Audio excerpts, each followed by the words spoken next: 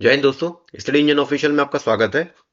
आज हम बात करेंगे साइंस की अपनी सेकंड क्लास के बारे में। इससे पहले मैंने एक क्लास ले ली है साइंस की, जो कि रेलवे से रिलेटेड जितने भी इंपॉर्टेंट क्वेश्चन प्रीवियस ईयर पूछे गए हैं वही क्वेश्चन थे। और जो 2018 में एलपीज के एग्जाम हुए थे टेक्नीशियन के, उसमें जो क्वेश्चन पूछे गए थे वही मैंने उसमें डाले हुए थे। और आज भी जो अलग अलग शिफ्ट में 2018 में पूछे गए थे उसी उसी रिलेटेड कुछ क्वेश्चन इसमें भी देखेंगे। तो जो भी रेलवेज के आने वाले एग्जाम में ये सारे एग्जामों के लिए इंपॉर्टेंट होने वाला है। चलिए स्टार्ट करते हैं।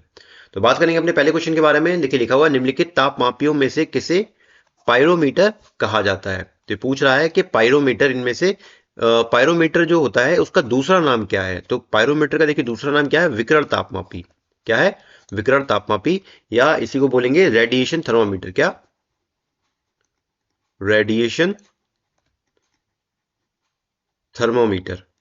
देखिए दोस्तों, ये क्या होता है, ये आपने देखा होगा जब कोरोना टाइम पीरियड चल रहा था तो उस टाइम पे एक मशीन होती थी, गन टाइप की एक मशीन होती थी, जिससे क्या होता था आपके हाथ में डॉक्टर्स के पास होती थी, या जब रेलवे स्टेशन से बाहर निकलते थे तब देखते जो स्टाफ होता था उसके हाथ में वो मेडिकल स्टाफ होता था, उसके हाथ में एक गन होती थी, वो आपके कहीं शरीर के किसी भी पोर्शन में उसको लगाता था, जिससे क्या होता था आपका टेम्परेचर वो नाप लेता था। वो क्या होता था, विकिरण से मतलब जो रेडिएशन के थ्रू ही आपका टेम्परेचर बता देता था। तो वो मशीन जो होती है वही पायरोमीटर कहलाती है दोस्तों। तो ये इंपॉर्टेंट है, इसको भी याद रखिएगा कि पायरोमीटर का जो दूसरा नाम है वो विकिरण तापमापी भी है।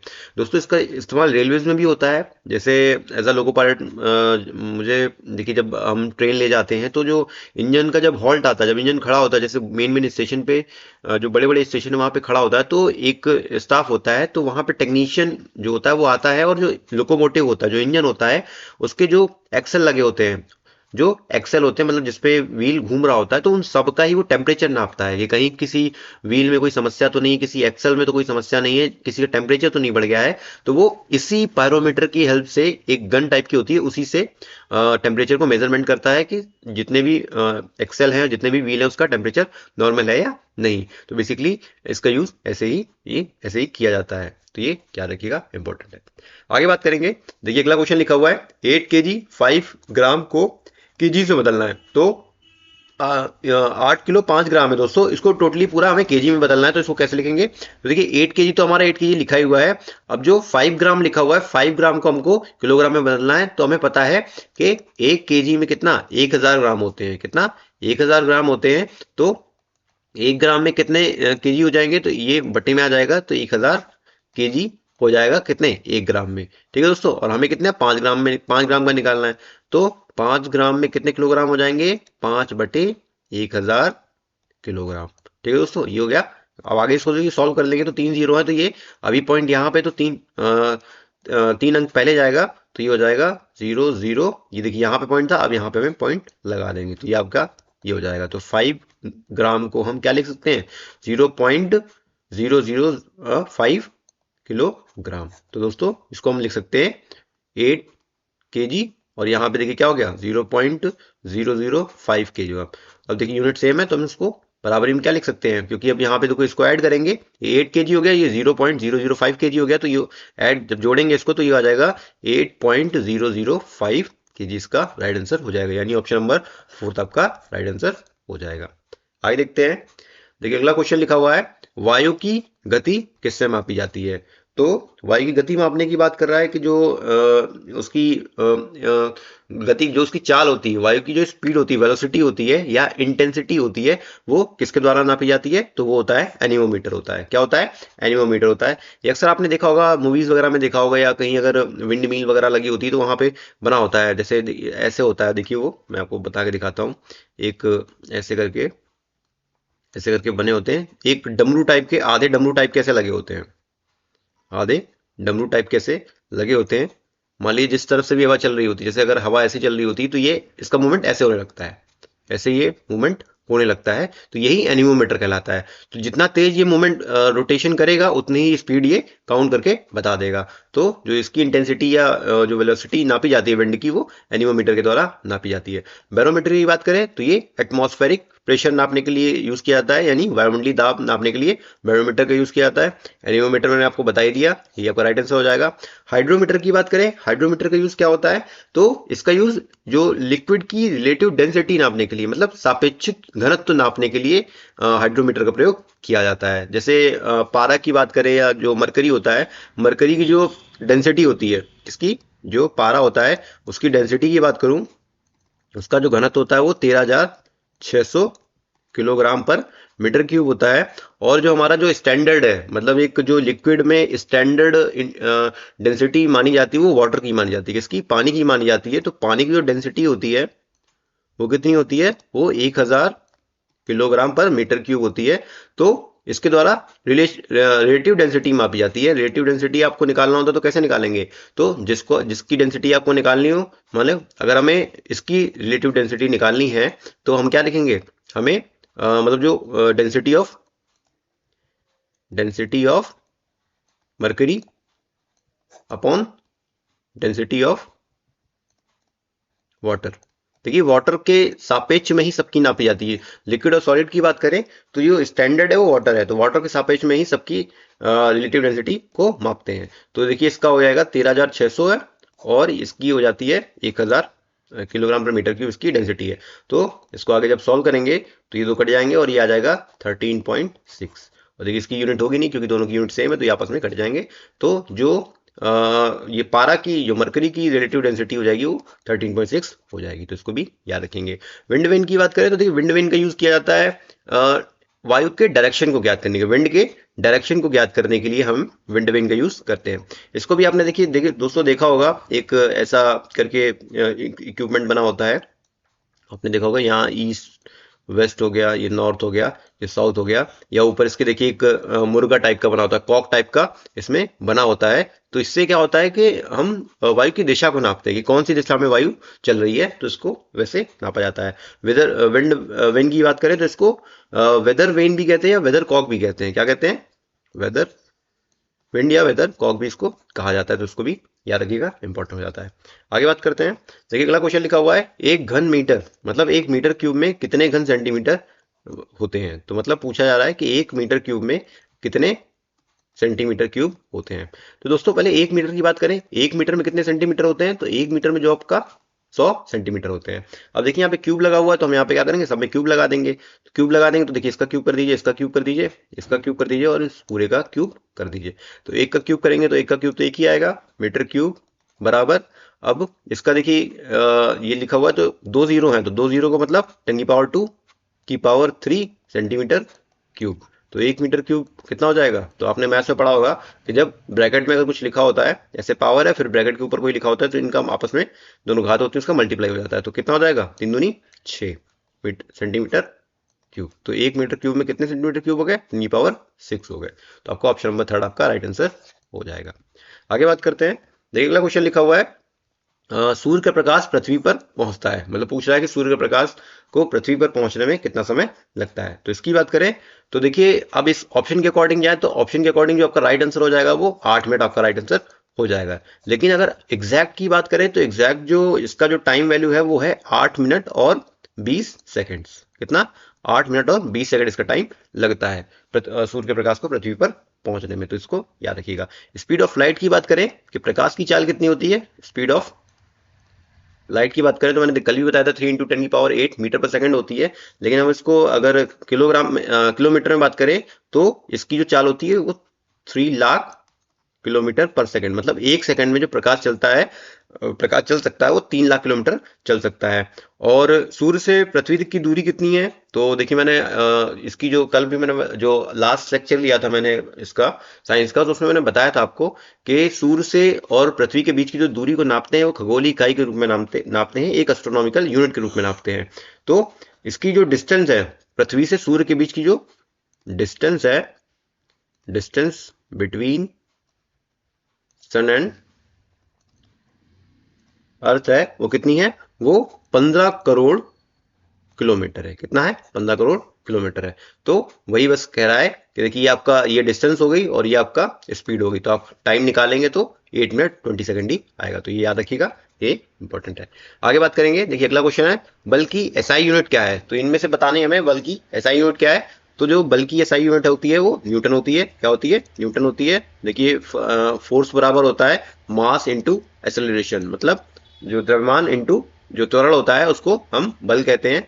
और इसकी जो यूनिट हो जाती है किलोग्राम मीटर पर सेकंड स्क्वायर इसकी यूनिट हो जाती है, या इसको इसी यूनिट को किलोग्राम मीटर पर सेकंड स्क्वायर को न्यूटन भी कहते हैं। तो बल की जो इकाई होती है वो न्यूटन होती है। केल्विन की बात करें तो केल्विन मैंने आपको बताया था ये टेम्परेचर की ऐसा यूनिट होती है। पास्कल की बात करें तो पास्कल जो यूनिट होती है वो दाब की यानी प्रेशर की जो यूनिट होती है वो आपका पास्कल होती है। और लास्ट लास्ट जो लिखा हुआ है वो वोल्ट लिखा हुआ है, तो जो वोल्ट आपका होता है वो वोल्टेज की इसकी वोल्टेज की जो मात्रक होता है वो वोल्ट होता है, यानी विभवांतर का जो मात्रक होता है वो वोल्ट होता है। तो उम्मीद करता हूँ ये भी समझ में आया होगा। आगे बात करते हैं, देखिए अगला क्वेश्चन लिखा हुआ है निम्नलिखित में से किस राशि का मात्रक नहीं है। अब कह रहा है कि बताइए इनमें से किस राशि का मात्रक नहीं होता है। तो देखिए बात करें प्रतिबल की, तो प्रतिबल आपका स्ट्रेस, इसको बोलते हैं स्ट्रेस। तो स्ट्रेस जो बराबर होता है ये भी दाब के तरीके ही होता है। तो स्ट्रेस बराबर होता है फोर्स अपॉन एरिया। क्या होता है? Force upon area. तो इसका मतलब इसका तो मात्रक है। फोर्स का हमने अभी पीछे देखा, फोर्स की जो यूनिट है वो क्या होती है? न्यूटन अपॉन एरिया की क्या होती है? Metre square. इसका मतलब प्रतिबल का तो मात्रक होता है। बल की बात करें, बल भी अभी हमने देखा, बल एफ बराबर क्या होता था? एम इंटू ए, यानी किलोग्राम मीटर पर सेकंड स्क्वायर या न्यूटन। तो इसकी भी आपका क्या होता है? इसकी भी यूनिट होती है। विकृत की बात करें, विकृति का क्या मतलब होता है? स्ट्रेन। क्या होता है? स्ट्रेन। देखिए जो स्ट्रेन बराबर होती है वो डेल्टा एल अपॉन एल, मतलब change in length upon initial length. मान लीजिए कोई अगर आपकी रॉड है, ठीक है, अगर हम इसमें कोई फोर्स लगाकर को इसको खींचते हैं तो अगर इसकी फाइनल पोजीशन जो बनती है वो ऐसी हो जाती है। मान लीजिए अब जाके इतनी लेंथ बढ़ गई, तो ये जो है ये आपका डेल्टा एल है, और जो पहले से जो इसकी वो लेंथ थी वो ये है। तो ये आपका जो change in length upon initial length को ही हम स्ट्रेन बोलते हैं। तो इसकी देखिए लेंथ क्या हो जाएगी। अब लेंथ का जो मात्रक होता है वो मीटर सेंटीमीटर इसमें हम नापते, मान लीजिए इसका हम मीटर लिख लें तो इसका जो यूनिट है वो मीटर हो गया, और इसकी भी यूनिट आपकी मीटर होगी, तो मीटर और मीटर कट जाएगा आपका, तो इसका मतलब इसकी कोई यूनिट नहीं होगी। तो हमारा जो ऑप्शन सही हो जाएगा वो ऑप्शन नंबर 3 आपका राइट आंसर हो जाएगा कि विकृति का कोई भी मात्रक नहीं होता। दाब की बात कर लिया हमने, दाब भी अभी पीछे देखा था, दाब बराबर भी होता है फोर्स अपॉन एरिया, और इसका भी हमने यूनिट देखा न्यूटन पर मीटर स्क्वायर या फिर पास्कल आपका इसकी यूनिट होती है। तो आपको जो राइट आंसर हो जाएगा वो विकृति राइट आंसर हो जाएगा। आगे बात करते हैं, देखिए न्यूमेरिकल है, इंपॉर्टेंट है। देखिए लिखा हुआ है एक बस विरामावस्था से चलना प्रारंभ करती है। विरामावस्था से चलना प्रारंभ करती है मतलब इसका इनिशियल जो वेलोसिटी है, मतलब जो प्रारंभिक वेग है वो u बराबर 0 है।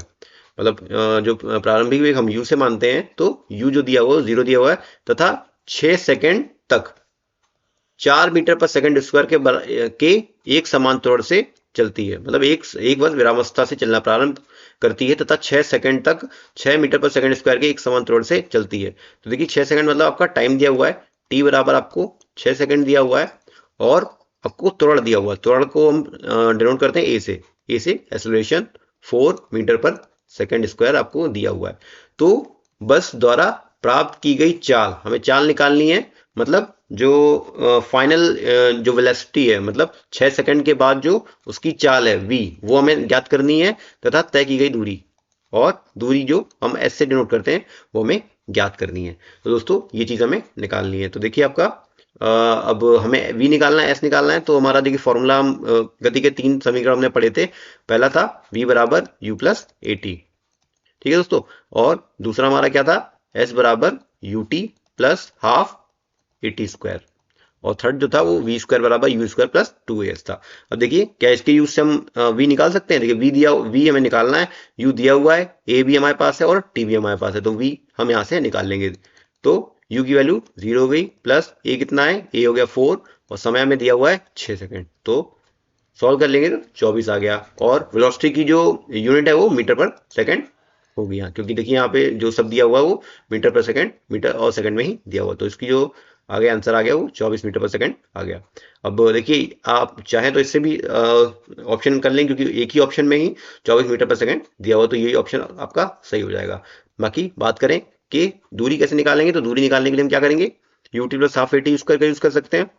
देखिए यू आपका 0 दिया हुआ है और टी आपका 6 हो गया, प्लस हाफ ए की वैल्यू दी हुई है 4 और टी की वैल्यू हो गई 6 का 6 दी हुई है और 6 का स्क्वायर हो जाएगा। इसको सॉल्व करेंगे, देखिए 0 से मल्टीप्लाई करेंगे तो 0 हो जाएगा, प्लस यहाँ देखिए 2 से काट देंगे तो ये 2 बार कटा, और 6 का स्क्वायर कितना हो गया, 6 का स्क्वायर 36 हो गया, और 36 का मल्टीप्लाई 2 से करेंगे तो 72 हो गया। तो एस की वैल्यू कितनी आ गई, एस की वैल्यू आ गई 72। और एस क्या है, हमारी दूरी है, और दूरी किस में मापी जाती है, मीटर में नापी जाती है, क्योंकि यहाँ देखिए मीटर यूनिट दी हुई है, तो एस की वैल्यू आ गई 72 मीटर। तो आपका जो आंसर हो गया वो 24 और 72 आपका राइट आंसर हो गया, मानी ऑप्शन नंबर 2 आपका राइट आंसर हो गया। आगे बात करते हैं। देखिए अगला क्वेश्चन लिखा हुआ है, एक रेलगाड़ी 90 किलोमीटर प्रति घंटा की चाल से चल रही है, ब्रेक लगाए जाने पर वह -0.5 मीटर पर सेकंड स्क्वायर का एक समान त्वरण उत्पन्न करती है, रेलगाड़ी विरामावस्था में आने से पहले कितनी दूरी तय करेगी। अब देखिए दोस्तों क्या कह रहा है कि एक रेलगाड़ी है जो चल रही है, ठीक है दोस्तों, तो इसका जो अभी जो प्रारंभिक वेग है भाई इसी वेग से चल रही है, और बाद में विरामावस्था में आ रही है, क्योंकि ब्रेक लगाया जाना है तो बाद में विरामावस्था में आ रही है, तो फाइनल जो इसकी वेलोसिटी है वो 0 हो जाएगी, है ना दोस्तों। तो जो प्रारंभिक वेग जो दिया हुआ है वो 90 किलोमीटर पर ओवर दिया हुआ है कि चाल से चल रही है, ब्रेक लगाए जाने पर रिटार्डेशन हो रहा है, मतलब जो एक समान जो त्वरण है, मतलब त्वरण क्या हो रहा है, माइनस में आ रहा है, क्योंकि पहले गति ज्यादा थी, पहले जो रेलगाड़ी गति थी वो 90 किलोमीटर प्रति घंटा थी, फिर उसने क्या वो ब्रेक लगाया, ब्रेक लगाने से क्या होगा, गति धीरे होगी, गति धीरे होगी, तो इसका मतलब हो रहा है कि यहाँ पे ऋणात्मक त्वरण काम करेगा, क्या होगा, ऋणात्मक त्वरण काम करेगा, इसीलिए यहाँ पे इसने माइनस लगाया हुआ है, इसको भी ध्यान रखेंगे। तो ए बराबर आपकी वैल्यू दी हुई है -5 मीटर पर सेकेंड स्क्वायर से उत्पन्न करती है, रेल विरामावस्था में आने से पहले कितनी दूरी तय करेगी, ठीक है दोस्तों। तो रेल विरामावस्था में पहुंच रही है, मतलब जो फाइनल इसकी वेलोसिटी है v बराबर वो कितना है, वो 0, क्योंकि गाड़ी रुक चुकी है। अब हमें क्या निकालना है, दूरी निकालनी है, मतलब हमें s बराबर निकालना है, क्या निकालना है, s बराबर हमें यहाँ पे निकालना है। तो दोस्तों यहाँ पे देखिए a दिया हुआ है, u दिया हुआ है, v दिया हुआ है और s दिया हुआ है, तो यहाँ पे कौन सा फॉर्मूला काम करेगा, तो यहाँ पे जो मोशन का थर्ड लॉ है कौन सा, v स्क्वायर बराबर u स्क्वायर प्लस 2as, देखिए इसमें हमारा सारी चीजें मिल जाएंगी।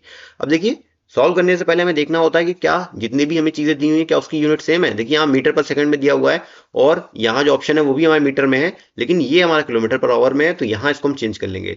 तो चेंज करने के लिए हम किलोमीटर पर आवर, अगर हम किलोमीटर पर आवर से मीटर पर सेकंड में चेंज कर रहे हैं, तो हमें यहाँ पे हमें 5/18 से मल्टीप्लाई करना होता है, तो यहाँ पे 5/18 से मल्टीप्लाई कर देंगे, तो ये चेंज हो जाएगा मीटर पर सेकंड में चेंज हो जाएगा। आगे सॉल्व करेंगे तो ये हो जाएगा 18 पंच 90 और 5 × 5 मतलब 25 हो गया, 25 मीटर पर सेकंड इसकी वैल्यू आ गई।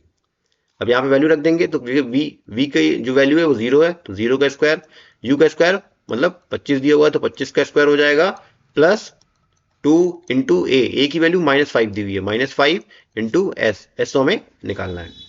देखिए सॉरी -5 नहीं दी हुई है, 0.5 दी हुई है, यहाँ देखिए गलती से लिख दिया मैंने, ये हो गया 0.5 है, क्या है 0.5 माइनस का, ठीक है दोस्तों याद रखिएगा। तो ये हो जाएगा 0.5 माइनस का 0.5 हो जाएगा, ठीक है दोस्तों। आगे सॉल्व कर लेंगे तो ये देखिए 0 ही आ जाएगा, और 25 का स्क्वायर की बात करेंगे तो 625 हो जाएगा, प्लस माइनस का 0.5 है, और इंटू 2 का मल्टीप्लाई करेंगे तो देखिए आधा है, आधा का दुगना कर देंगे तो कितना आ जाएगा, 1 आ जाएगा, तो माइनस का 1 आ जाएगा इंटू एस हो जाएगा। आगे सॉल्व कर लेंगे तो 0 625 1 से मल्टीप्लाई करेंगे तो एक एस ही आ जाएगा, और ये माइनस का हो जाएगा तो माइनस का एस हो जाएगा, इसको इधर पक्षांतर कर देंगे तो एस बराबर 625, और यूनिट क्या है, देखिए दूरी की यूनिट यहाँ पे मीटर दी हुई, तो यहाँ पे इसकी दूरी एम, एस बराबर 625 मीटर, इसका राइट आंसर हो जाएगा, मतलब ऑप्शन नंबर 4 आपका ये राइट आंसर हो जाएगा। तो इसको भी याद रखेंगे, उम्मीद करता हूँ समझ में आया होगा। जो चीज दोस्तों ना समझ में आए वो आप कमेंट सेक्शन में पूछ सकते हैं। आगे बात करेंगे, देखिए आगे क्वेश्चन लिखा हुआ है कि 72 किलोमीटर प्रति घंटा को हमें मीटर पर सेकंड में चेंज करना है। जैसे पहले हमने चेंज किया वैसे ही इसको मैं चेंज करके बताता हूँ। वैसे देखिए मैंने अभी बताया था आपको कि किलोमीटर पर आवर को चेंज करने, मीटर पर सेकंड में चेंज करने के लिए 5/18 से मल्टीप्लाई कर देते हैं, लेकिन ऐसा क्यों करते हैं इसको भी हम देख लेते हैं। तो देखिए 72 किलोमीटर प्रति आवर लिखा हुआ है, और हमें किलोमीटर से हमें मीटर बनाना है और आवर से हमें सेकंड में बनाना है, ठीक है दोस्तों। तो 1 किलोमीटर में कितने मीटर होते हैं? तो 1 किलोमीटर में 1000 मीटर होते हैं। 1 घंटे में कितने सेकंड होते हैं? तो देखिए 1 घंटे में 60 सेकंड होते हैं, और 1 सेकंड में 60, सॉरी 1 घंटे में 60 मिनट होते हैं, और 1 मिनट में 60 सेकंड होते हैं। तो कुल मिला के 1 घंटे में आपका 3600 सेकंड हो जाएंगे। तो दोस्तों ऐसे करते हैं। अब इसको देखिए सॉल्व करेंगे आगे, तो 2 जीरो से ये 2 जीरो कट जाएंगे, तो नीचे आ जाएगा 72 × 10 बटे इनका मल्टीप्लाई करेंगे 36, और आगे देखिए काट देंगे 2 से, तो ये आ जाएगा 5 और ये आ जाएगा 18। तो देखिए दोस्तों ये आपको 5/18 मिल गया। तो ये प्रोसेस आपको नहीं करना पड़े, इस वजह से सीधे हम 5/18 से मल्टीप्लाई कर देते हैं। तो आगे इसको सॉल्व करेंगे तो आ जाएगा 18 से काटेंगे, 18 18 चौक 72 और 5 चौको 20 मीटर पर सेकंड आपका राइट आंसर हो गया। मतलब ऑप्शन नंबर आपका फर्स्ट आपका राइट आंसर हो जाएगा। इसी तरह दोस्तों अगर मीटर पर सेकंड लिखा हुआ है, मीटर पर सेकंड से आपको किलोमीटर पर आवर में चेंज करना है, तो आप इसका उल्टा मतलब 18/5 से इसमें मल्टीप्लाई कर दीजिए, तो आपका किलोमीटर पर आवर में चेंज हो जाएगा। जैसे अगर 20 दिया हुआ है तो 20 में हम 18/5 का मल्टीप्लाई करेंगे, तो आपका फिर वही 72 किलोमीटर पर आवर मिल जाएगा। तो दोस्तों ऐसे भी आपको याद रखना है। आगे बात करेंगे, देखिए आगे लिखा हुआ है मंदन क्या है। मंदन की बात करें तो मंदन होता है, देखिए रिटार्डेशन, इसको इंग्लिश में बोलते हैं रिटार्डेशन। यानी रिटार्डेशन क्या होता है? रिटार्डेशन का मतलब होता है ऋणात्मक त्वरण। क्या होता है? ऋणात्मक त्वरण। देखिए जैसा भी मैंने पीछे देखा था, एक क्वेश्चन था, एक रेलगाड़ी मतलब 90 किलोमीटर पर आवर से चल रही है, फिर वो ब्रेक लगा करके स्पीड कम कर रहा है। तो देखिए जो त्वरण होता है, त्वरण बराबर होता है final velocity minus initial velocity upon change in time. मतलब जो त्वरण बराबर होता है वो होता है अंतिम वेग में से घटाया जाता है प्रारंभिक वेग, और जो जो समय का उसमें चेंज होता है। मान लीजिए जब देखिए जो प्रारंभिक वेग था उसमें वो 90 किलोमीटर पर आवर था, है ना। और बाद में क्या हुआ, जब ब्रेक लगाए गए तो ब्रेक लगाते लगाते जो लास्ट का जो अंतिम हमें वेग प्राप्त हुआ वो 0 प्राप्त हुआ, मतलब गाड़ी खड़ी हो गई। इसका मतलब हमारा जो लास्ट वेग था, मतलब फाइनल जो वेलोसिटी थी वो हमारी 0 हो गई। तो अब यहाँ पे v की वैल्यू क्या है? 0 हो गई, और ये आपका 90 हो गया। और मान लीजिए कुछ सेकंड में हुआ होता, मान लीजिए 90 सेकंड से चल रही थी और ये सब होने में 15 सेकंड लग गए, मतलब 15 सेकंड में गाड़ी हमारी खड़ी हो गई। तो देखिए यहाँ पे हम सॉल्व कर लेंगे तो -90/15। तो देखिए इसको जब हम सॉल्व करेंगे तो ये जो आ जाएगा, जैसे -6 आ गया, तो ये जो आ रहा है ये माइनस का, ये दर्शा रहा है कि यहाँ पे गाड़ी में मतलब गाड़ी को रोका जा रहा है, या चीजें जो जो चीज हो रही है, मतलब जो बाइक है, स्कूटर है, कुछ भी है, कोई जो वस्तु है वो गति कर रही है, उसकी गति में कमी हो रही है, कमी हो रही है। तो यही जो साइन होता है वो ऋणात्मक त्वरण दर्शाता है, और यही आपका दूसरे वर्ड में मंदन कहलाता है या रिटार्डेशन कहलाता है। इसको ही याद रखेंगे। आगे बात करते हैं अगला क्वेश्चन में। देखिए अगला क्वेश्चन लिखा हुआ है, नियत चाल से गति करने वाली वस्तु का दूरी समय ग्राफ एक होता है। तो इन चार ऑप्शन में से क्या होता है? देखिए नियत चाल से मतलब चाल कांस्टेंट है हमारी। तो देखिए अगर हम बात करें, एक ग्राफ बनाए तो, और ये हमारी दूरी दर्शा रही है, दूरी को एस से डिनोट करेंगे और समय को टी से डिनोट करेंगे। ठीक है, ये आपका मीटर में हो जाएगा और ये आपका सेकंड में हो जाएगा। तो ये कह रहा है कि अगर हमारी चाल कांस्टेंट है, चाल हमारी कांस्टेंट है, तो ये कौन सा ग्राफ बनाता है? तो देखिए दोस्तों बात करें हम, चाल कांस्टेंट कब रहेगी? देखिए चाल बराबर क्या होता है?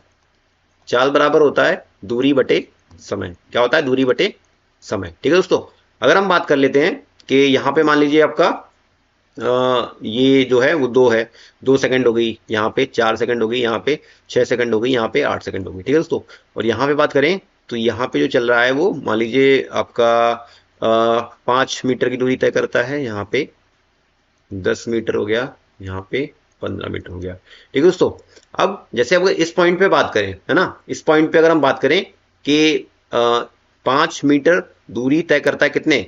2 सेकंड में। ठीक है, 5 मीटर दूरी तय करता है 2 सेकंड में, तो चाल कितनी आ गई?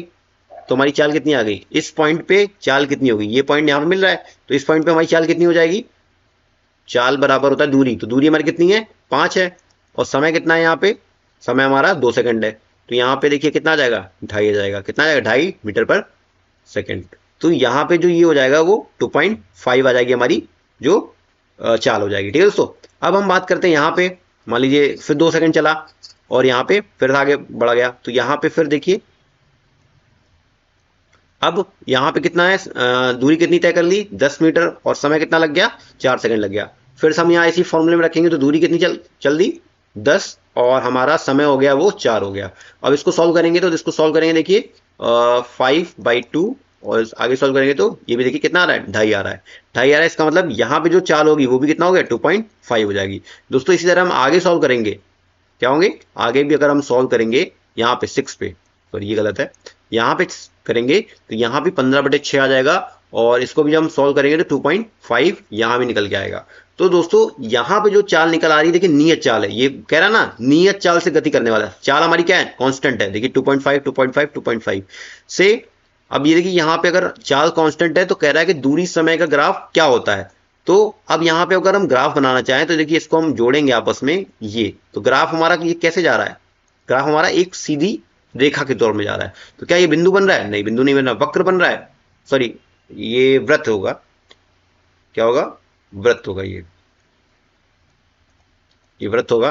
तो क्या ये वृत्त के फॉर्म में है, नहीं। क्या ये सरल रेखा के फॉर्म में, हाँ देखिए सरल रेखा के फॉर्म बना रहा है। अगर हमारी चाल कांस्टेंट है, चाल हमारी कांस्टेंट है, तो हमारा जो दूरी और समय का ग्राफ बनेगा वो एक सरल रेखा बनेगा। क्या ये वक्र के फॉर्म में, देखिए वक्र भी नहीं है, वक्र होता तो ऐसे बन के जाता है ना दोस्तों, और वक्र होता तो इसका क्या साइन होता है, ये इसका मतलब हो रहा है कि पहले तो चाल धीरे है, और धीरे धीरे चाल की जो चाल है वो बढ़ रही है, धीरे धीरे दूरी के साथ साथ जैसे जैसे दूरी बढ़ रही है और समय बढ़ रहा है, वैसे वैसे हमारी जो चाल है वो बढ़ती चली जा रही है। वैसे हम बात करते हैं, अगर ऐसे बात करते हैं तो इसका मतलब है कि ये जो हमारी जो जो भी है वस्तु है वो बहुत तेजी से भाग रही है, मतलब जितना समय के एवज में हमारी चाल तेजी से बढ़ रही है। तो ये भी याद रखेंगे, सरल रेखा एक होता है, अगर नियत चाल है, कांस्टेंट वेलोसिटी है, कांस्टेंट स्पीड है हमारी, तो जो दूरी समय का ग्राफ बनेगा वो एक सरल रेखा बनेगा। उम्मीद करता हूँ ये सही समझ में आई होगी। आगे देखते हैं, देखिए अगला क्वेश्चन लिखा हुआ है, किसी गेंद को यदि ऊपर की ओर 25 मीटर पर सेकंड के प्रारंभिक वेग से फेंका जाए तो इसे अपने उच्चतम बिंदु तक पहुंचने में कितना समय लगेगा, जब जी बराबर इतना दिया होता है। ठीक है दोस्तों, अब यहाँ पे ऊपर की बात आ गई, अभी तो नीचे ऊपर की बात कर दी थी, अब हम यहाँ पे ऊपर की बात कर रहे हैं। तो देखिए हम एक साइन कन्वेंशन देख लेते हैं पहले, तो एक ये रेफरेंस लाइन मान लेते हैं, है ना, कि अगर चीजों को ऊपर फेंका जा रहा है, कोई वस्तु है अगर ऊपर फेंकी जा रही है तो उसमें प्रारंभिक वेग क्या लिया जाएगा, प्लस में लिया जाएगा या माइनस में लिया जाएगा। और अगर कोई वस्तु हमें नीचे फेंकना है, जैसे एक मीनार है हमारा, मान लीजिए कोई मीनार है, अभी तो हमने कोई बॉल है ऊपर हवा की तरफ फेंकी तो हम ऊपर फेंक रहे हैं, और मान लीजिए हम किसी छत पे खड़े हुए हैं, किसी मीनार पे खड़े हुए हैं, वहां से कोई बॉल नीचे फेंक रहे हैं तो बॉल नीचे आ रही है। तो ये देखिए ऊपर फेंकने के लिए हो गया, ये नीचे फेंकने के लिए हो गया। तो साइन कन्वेंशन में क्या लेते हैं, जो हमारी जितनी भी हम ऊपर चीजें लेंगे, जितनी हम ऊपर चीजें लेंगे वो पॉजिटिव में लेंगे, क्या लेंगे, पॉजिटिव में लेंगे, और जितनी भी चीजें नीचे लेंगे हम निगेटिव में लेंगे, क्या लेंगे, निगेटिव में ले लेंगे, ऐसे याद रखिए। जैसे प्रारंभिक वेग, हमारा प्रारंभिक वेग हम यू से नोट करते हैं, तो यहाँ पे जब ऊपर चीजें फेंकेंगे तो प्रारंभिक वेग हमारा पॉजिटिव में रहेगा, और अगर नीचे वस्तु आ रही है तो निगेटिव में हो जाएगा ये, ठीक है। और अगर इसी तरह वी की बात कर ले, मतलब अंतिम वेग जो फाइनल वेलोसिटी होगी वो भी हमारी पॉजिटिव रहेगी, और यहाँ पे हमारी निगेटिव हो जाएगी। और अगर हम बात कर ले दूरी की, अगर हम ऊपर फेंक रहे हैं तो जो दूरी तय कर रहे हैं, हम एस से बात करें या एच नोट कर ले, अब एस ले रहे हैं या एच ले लें, कोई बात है, एक ही बात हो जाएगी। जब हम ऊपर हाइट फेंकेंगे तो एच जो एस है वो एच में बदल जाता है, तो ये पॉजिटिव में होगा, और जब नीचे जाएगा तो ये हमारा निगेटिव में काउंट किया जाएगा।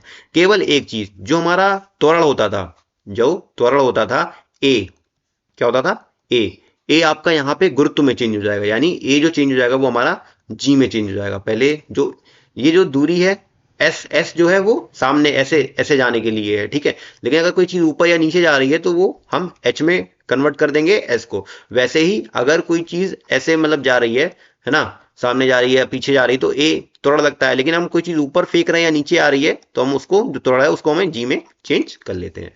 तो हम केवल और केवल ये चीज अलग हो जाती है। देखिए दोस्तों, यहाँ पे हम चाहे ऊपर फेंके चाहे नीचे फेंके, हम इसको माइनस में ही ले लेते हैं, किस में ले लेते हैं, माइनस में ही ले लेते हैं, ठीक है। इससे हमारा फायदा होता है, तो इस चीज को ध्यान रखिएगा, चीजें काम करेंगी, ठीक है दोस्तों, इसको याद रखिएगा। अब हम देखिए इसको सॉल्व करते हैं।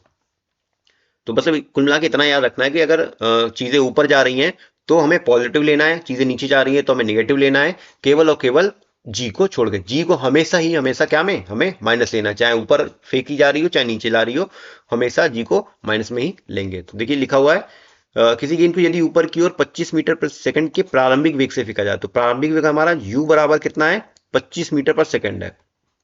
25 मीटर पर सेकंड है। और दोस्तों ये ऊपर की ओर फेंकी जा रही है, ऊपर की ओर फेंकी जा रही है, इसका मतलब ये पॉजिटिव में लिया जाएगा।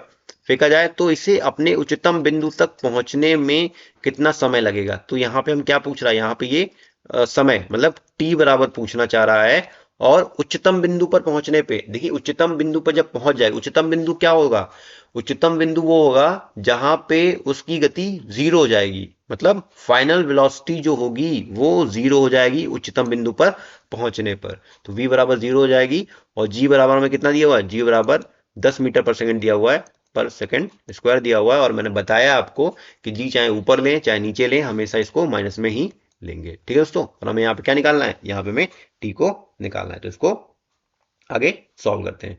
तो देखिए यहाँ पे कौन सा समीकरण लग रहा है, गति का समीकरण लगाइए। तो गति का समीकरण देखिए हमने तीन पढ़े थे। तो पहला था v बराबर u प्लस ए टी, क्या पढ़ा था, e प्लस ए टी। अब मैंने बताया कि जब ऊपर नीचे चीजें करते हैं तो a को g में चेंज कर देते हैं और s को h में चेंज कर देते हैं। तो यहाँ पे a लिखा हुआ है तो a को हम किस में चेंज कर देंगे, g में चेंज कर लेंगे। तो v बराबर हो जाएगा u प्लस जी टी। ठीक है दोस्तों, आगे सॉल्व कर लेंगे। v कितना दिया हुआ, v हमारा 0 दिया हुआ है। u की बात करें तो u हमारा 25 हो गया, प्लस g की वैल्यू कितनी है, -10। कितनी है, -10। मैंने बताया g हमेशा ही ऊपर फेंकें या नीचे करें, नीचे फेंकें तो हमेशा माइनस में ही लेंगे। t की वैल्यू t हमें निकालना है। सॉल्व कर लेंगे आगे। 0 बराबर 25, ये हो जाएगा माइनस का 10t हो जाएगा। इसको इधर पक्षांतर करेंगे तो ये इधर आ जाएगा 10t बराबर 25, और t बराबर हो जाएगा 25/10 यानी 2.5 सेकेंड। यानी आपका ऑप्शन नंबर फर्स्ट आपका राइट आंसर हो जाएगा। तो उम्मीद करता हूँ ये चीज समझ में आई होंगी। देखिए साइन कन्वेंशन है, बस बहुत सिंपल है। ऊपर चीजें जा रही हैं तो सारी चीजें पॉजिटिव, नीचे चीजें जा रही हैं तो सारी चीजें नेगेटिव लेनी है। केवल और केवल जी जो है आपका है, जो आपका मीटर पर सेकंड स्क्वायर जो आपका गुरुत्व है, वो हमेशा ऊपर भी चाहे चीजें ऊपर फेंके चाहे चीजें नीचे आ रही हो, हमेशा ही हमेशा माइनस में लेंगे। आगे देखते हैं। अगला क्वेश्चन लिखा हुआ है, ओजोन परत की मोटाई को किसमें मापा जाता है। ओजोन परत की बात करें तो किसमें नापते हैं, तो ओजोन परत की जो मोटाई को नापते हैं उसको इसमें डॉप्सन में नापा जाता है। डॉप्सन के द्वारा हम ओजोन परत की मोटाई को नापते हैं। डेसिबल की बात करें तो डेसिबल से क्या नापते हैं, तो साउंड की तीव्रता, साउंड इंटेंसिटी, जो ध्वनि होती है, intensity of sound, intensity of sound मतलब जो ध्वनि की तीव्रता होती है उसे हम डेसिबल में मापते हैं। बैक्यूरल की बात करें तो ये रेडियो एक्टिविटी का मापते हैं, रेडियो एक्टिविटी, रेडियो एक्टिविटी यानी रेडियो एक्टिविटी को जो बताने वाला है वो बैक्यूरल है, मतलब उसकी जो एसआई यूनिट है वो बैक्यूरल है। तो उम्मीद करता हूँ ये भी चीज आपको समझ में आई होगी। आगे बात करते हैं। तो अगला क्वेश्चन लिखा हुआ है आपका, यदि उत्तल दर्पण की वक्रता त्रिज्या 24 सेंटीमीटर है तो इसकी फोकस दूरी ज्ञात करें। देखिए उत्तल दर्पण की बात करें तो पहले देख लेते हैं उत्तल दर्पण क्या होता है। तो उत्तल दर्पण मतलब कॉन्वेक्स मिरर। तो कॉन्वेक्स मिरर जो होता है आपका, वो आपका अंदर की तरफ से पॉलिश्ड रहता है, अंदर की तरफ से आपका पॉलिश्ड रहता है। और जो परावर्तक तल होता है आपका वो बाहर की तरफ होता है। परावर्तक तल जो होता है वो आपका बाहर की तरफ होता है। ये कॉन्वेक्स की बात कर रहे हैं, यानी उत्तल की बात हम कर रहे हैं, उत्तल दर्पण की बात कर रहे हैं। ठीक है दोस्तों। और अगर कॉनकेव की बात करें, कॉनकेव यानी आपका अवतल की बात करें, तो उसका जो बाहरी क्षेत्र होता है, बाहरी क्षेत्र होता है, यहाँ पे पॉलिश कर ली जाती है। ये यहाँ पे ये पॉलिश्ड आउटर है, आपका पॉलिश्ड लेयर है। और जो अंदर का तल होता है वो आपका परावर्तक तल कहलाता है। ठीक है दोस्तों। अब चाहे इसी की बात किसी की बात कर लें, दोनों का सेम ही होता है। तो अब वक्रता त्रिज्या क्या होती है, वक्रता त्रिज्या और ये सारी चीजें होती है। देखिए ये क्या होता है, किसी गोलीय भाग का एक ऐसा कोई गोलीय भाग होता है। ये देखिए गोला ढंग से बना नहीं, देखिए गोला को काट के ही हम कोई मिरर बनाते हैं। इसको हमने यहां से जैसे कट कर दिया तो हम इससे ही हम मिरर बनाते हैं। इसका किसी एक पक्ष, अगर हमने इसके बाहर वाले तल में पॉलिश कर दी तो ये आपका अवतल बन जाएगा, और अगर हमने इसके इनर वाले में पॉलिश कर दी तो ये आपका उत्तल दर्पण बन जाएगा। तो ये भी ये याद रखिएगा, अवतल बन जाएगा। अब देखिए ये आपका वक्रता केंद्र कहलाता है, और वक्रता केंद्र से इसके ध्रुव के बीच, देखिए ध्रुव क्या होता है, इसे ध्रुव बोलते हैं, इसे ध्रुव बोलते हैं। ध्रुव क्या होता है आपका, ध्रुव होता है आपका मिरर का जो दर्पण होता है, दर्पण का एकदम बीचों बीच का जो भाग होता है वो ध्रुव कहलाता है। तो ठीक है दोस्तों। और वक्रता केंद्र से ध्रुव के बीच की दूरी आपका जो कहलाती है वो वक्रता त्रिज्या कहलाती है। और जो आपका फोकस देखिए यहाँ पे ये आपका जो इसका मिड पॉइंट होता है, क्या नाम है, वक्रता त्रिज्या का मिड पॉइंट होता है वो आपका, वहां पे आपका हमेशा फोकस बनता है। और इसको एफ से डिनोट करते हैं, मतलब जो ये दूरी होती है दोस्तों, ये जो दूरी यहाँ से यहाँ तक की दूरी होती है इसको एफ से डिनोट करते हैं, और यहाँ से यहाँ तक की जो दूरी होती है इसको आर से डिनोट करते हैं, यानी ये वक्रता त्रिज्या कहलाता है, मतलब रेडियस ऑफ कर्वेचर, ये आपका फोकल लेंथ कहलाती है। तो जो फोकल लेंथ और वक्रता त्रिज्या का जो फॉर्मूला होता है वो होता है, जो होता है आर बराबर जो होता है वो 2f होती है, मतलब जो त्रिज्या होती है वो फोकल लेंथ की दुगनी होती है। तो फोकल लेंथ हमारा क्या हो गया, ये फोकस से लेकर के ध्रुव के बीच की दूरी आपका फोकल लेंथ कहलाती है, और वक्रता केंद्र से लेकर के ध्रुव के बीच की दूरी आपका वक्रता त्रिज्या कहलाती है। और ये हमारा जो फॉर्मूला होता है वो r बराबर 2f होता है, मतलब वक्रता त्रिज्या जो होती है वो फोकस दूरी की दुगनी होती है। तो यहाँ पे देखिए रख देंगे, ये आपका 24 सेंटीमीटर दिया हुआ है, 2 इंटू हमें इसकी फोकस दूरी निकालनी है तो f हमें निकालना है, तो f बराबर हो जाएगा 24/2, यानी f बराबर 12 सेंटीमीटर आपका राइट आंसर हो जाएगा, यानी ऑप्शन नंबर 4 आपका राइट आंसर हो जाएगा। आगे देखते हैं, देखिए अगला क्वेश्चन है हमारा, डैश कार्बन का एक अपरूप नहीं है। तो बात करें कार्बन का इसमें तो कौन सा अपरूप नहीं है, देखिए हीरा की बात करें हीरा भी है, ग्रेफाइट की बात करें तो ग्रेफाइट भी है, और आगे बकमिस्टर फुलरिन भी आपका एक कार्बन का अपरूप है। लेकिन CO2 कार्बन डाइऑक्साइड जो CO2 है ये आपका कार्बन का अपरूप नहीं है। इसका मतलब जो ऑप्शन नंबर है आपका 4 है, ऑप्शन नंबर 4 आपका राइट आंसर हो जाएगा। बाकी ये तीनों हैं ये आपके कार्बन के ही अपरूप हैं, तो इसको भी याद रखिएगा। तो दोस्तों उम्मीद करता हूँ आज का सेशन आपको पसंद आया होगा। सेशन अगर पसंद आया तो सेशन को लाइक करिएगा, चैनल को सब्सक्राइब करिएगा। इससे पहले भी मैंने साइंस की क्लास कराई हुई है, उसमें भी प्रीवियस ईयर क्वेश्चन थे, जो भी मेरी शिफ्ट में जो क्वेश्चन हुए थे वो भी मैंने उसमें डाले हुए थे, तो उसको भी जरूर देखिएगा अगर वो चीज़ नहीं देखी हो। तब तक के लिए धन्यवाद।